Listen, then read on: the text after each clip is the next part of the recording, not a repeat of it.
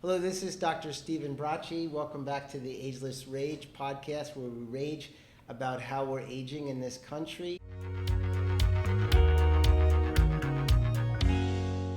Today's topic is a very important one to women, has to do with menopause, hormone therapies, and what options they have to avoid all the symptoms of menopause. Today I have my esteemed guest, Dr. Elizabeth Ramirez. She's an OBGYN surgeon, and she's the chairperson of her hospital in New Jersey, Christ Hospital. So I want to welcome you, Dr. Ramirez. Tell me a little bit about your practice and your experience. Well, thank you very much for having me here today, first of all. So I have currently two practices. The name of the practice is called Jersey Women's Care Center. One is in Hudson County, and the other one is in Bergen County. I've been practicing for about 17 years and have a very special interest in menopause. And the reason why I invited Dr. Ramirez because I know this is not only her passion, but this is something she does every day. And I felt that was a very good way to have a segue into this conversation, talk to somebody who's really on the front lines discussing this with patients every day. So welcome again. Can you tell us a little bit about what menopause is? Tell us a little bit about what the medical diagnosis is. So menopause is basically amenorrhea for approximately 12 months. And amenorrhea means not seeing a menstrual cycle. So it is a retrospective diagnosis. So it's after the fact, and it's after the women have their last period for 1 year. That is correct. Then they're definitely in menopause. What do women really share with you? What is the big thing that drives them to discuss this, or how does this topic come up in your office? So there's certain women who are highly expressive, and there are certain women that if I don't ask the question, they will not tell me that they're going through the changes of life.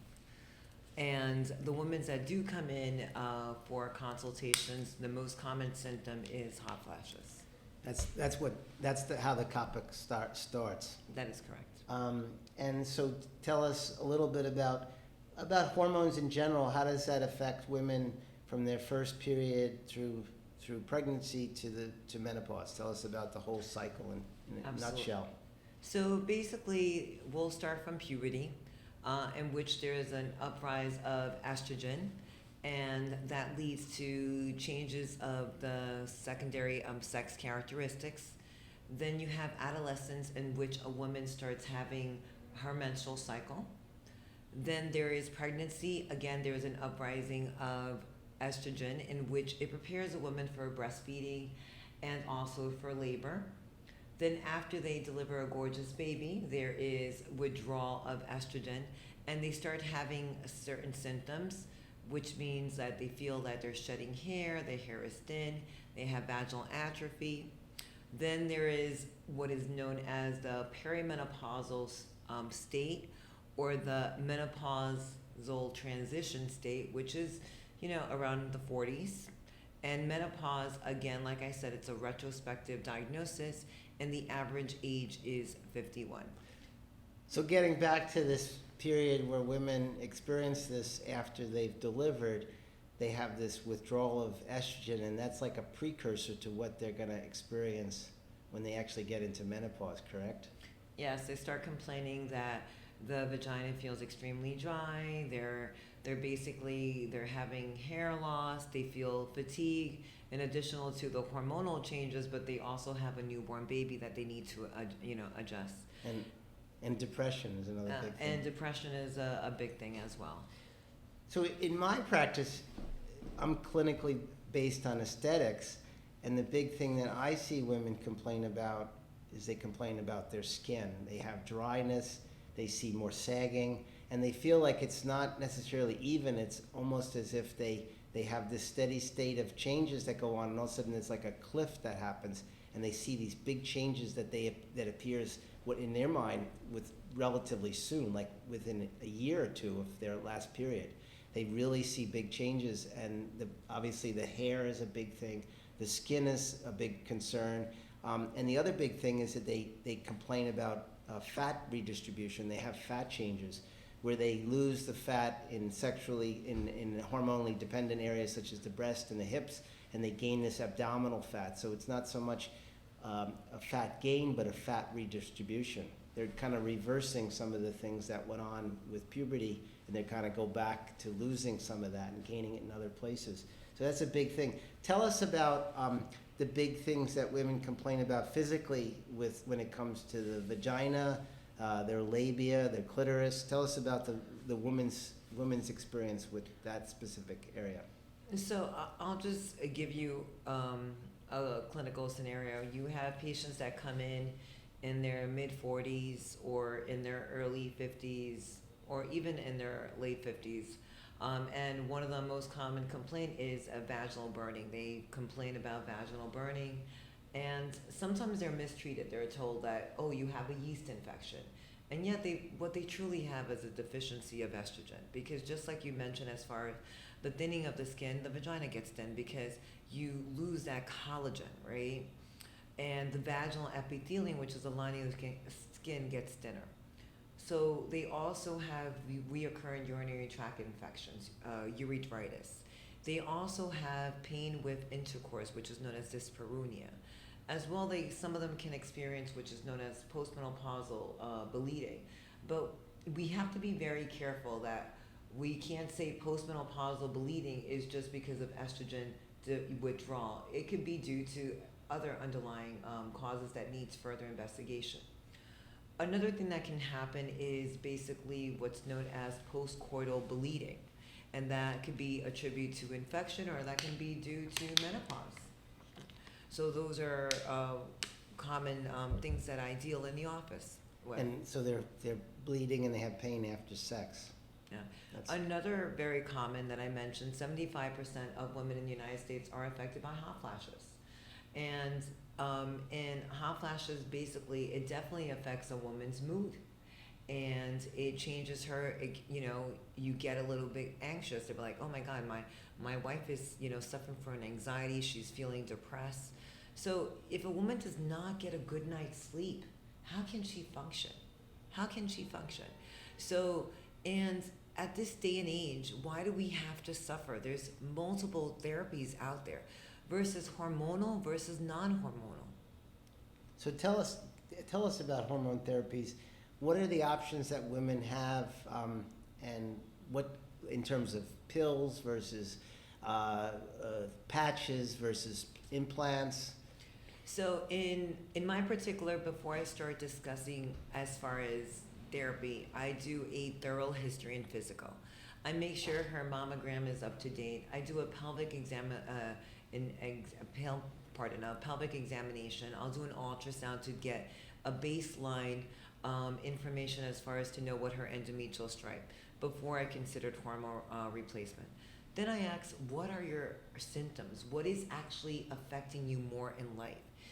If it's hot flashes, we have now hormonal therapy and non-hormonal therapy. And if she desires hormonal therapy, my other question is, it needs to be tailored to that individual. Does she have a uterus? Does she not have a uterus? So there's a lot of medical things that go into tailor making your prescription or your advice on what the best options. Tell us, I hear a lot about this plant-based options for women for therapies. Tell us about that. So in a woman that's in menopause, the most important thing, it's a series of things. I definitely recommend a very good, healthy diet, number one. Exercise is very important. Taking your vitamin A, your vitamin D, C, these are natural things that you can do. Your biotin, it's very important. Aside from that, if it's basically vaginal dryness, you can use what's no moisturizer. One of the most important thing in order to prevent wrinkles is hydrate. Hydrate with water and hydrate with creams. And now we have hyaluronic acid that we can use in our vagina in order to maintain that lubrication, that moisturizer. So it really depends on their symptoms, and it also depends on as far as their clinical background. So I think this is an exciting time. I think people have options now. Like, one of the biggest things that I see in my practice is when I walk into a room I can tell, like if I see a 60-year-old patient, I have a sense right away that they're on hormone therapies. I know, because they can be doing all the cosmetic things and have lifestyle and diet, but there's something very different about them. The experience that I have is when I ask them about it, they usually open up and they tell you how good they feel, how more confident that they feel, how they feel compared to their peers their same age. So there's this whole thing that a lot of women are really not sharing with other people because it's like a taboo subject. But when you see the women and you see how good they feel and how good that they look and how energetic they report that they are, you say, well, why don't more people know about this? Why is it such a hidden taboo subject? So we basically need to eliminate this taboo. We're in a whole different generation, so we need to express ourselves. And why should we suffer from hot flashes? Just like when I have a patient that's in labor, why do you want to push without an epidural? Why do you want to have pain? So I think we need to, that's why we're here, bringing it out there, let women be informed. There's different therapies. There's hormonal therapies. There's non-hormonal therapies. And of course, if you are sleeping every night, you're going to be with more energy. You're going to feel more alive. But if you're having like 4 or 5 hot flashes during the night and you're not able to get a good night's sleep, of course you're going to have mood changes. Of course you're going to feel depressed. It's like, of course you're going to have brain fog, that people discuss about that during menopause. And another thing, exercise is very important. Weight training is very important. Healthy diet. So there's a lot of things that come into play. Well, I've had women tell me that they basically were doing everything. They were athletes. They had good nutrition. They went through menopause, and they experienced muscle loss that they couldn't seem to regain. And then when they started the hormone therapies, they felt like they gained that muscle back. They felt like they got that performance back. And a lot of women don't even understand or equate that as an option. They just think it's just aging. It's not, you just feel fatigued and tired. So you really have to. But again, regarding the hormones, everyone is an individual. So you need to evaluate every person. So the biggest question that women, once I bring this subject up to them, they say, well, where do I go? Where do I find a doctor for this? Because a lot of times their OBGYN doesn't give them this option that you give. You need to do your research and also go to your OBGYN, have a nice, conversation. You need to feel comfortable with your doctor. So you need to be able to express. So you think it's an individual thing? If they're not getting it from one OBGYN, they have to find another one? Absolutely. That's the big thing, is finding the doctor who can answer these questions. Who's right for you. So lastly, I just want to, what are some of the big areas for hormone therapies where women really wouldn't be good candidates? The woman that we don't recommend hormone replacement therapy, we basically recommend it to start in a younger age, not to start at 60, 65. So I recommend it ideally in that perimenopausal state. And contraindications, of course, are if they have coronary artery disease, number one, if they have any estrogen secreting tumor like breast cancer, endometrial cancer is not a good candidate. Any history as far as they have, a DVT, a venous thrombosis, is also contraindicated. Severe hyperlipidemia, the triglycerides are like above 500. You're not going to start a patient on estrogen that they can get like a stroke, a blood clot or so forth. So again, you have to tailor the treatment. You have to do baseline labs when you see a patient. You have to do their lipid profiles.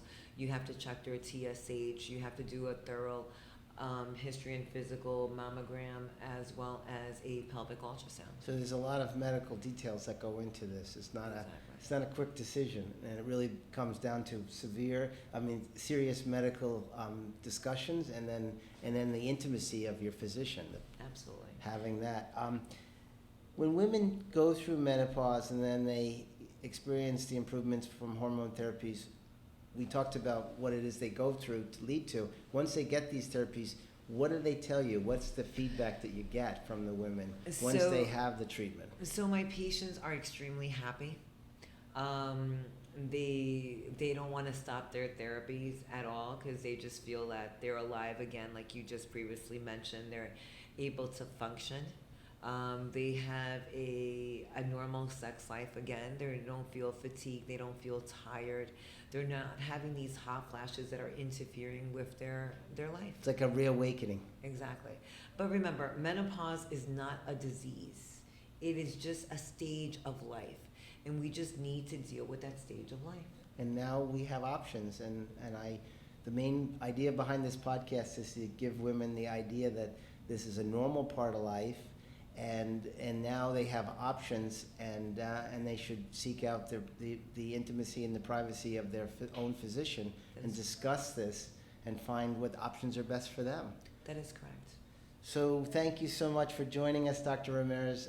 It's been a pleasure talking about this. I feel women can have the confidence to go and have these conversations now with their own doctors. And I want to welcome all of our listeners to continue to follow us on Spotify and Instagram and Apple Podcasts. So thanks again for coming along. Thank you for having me.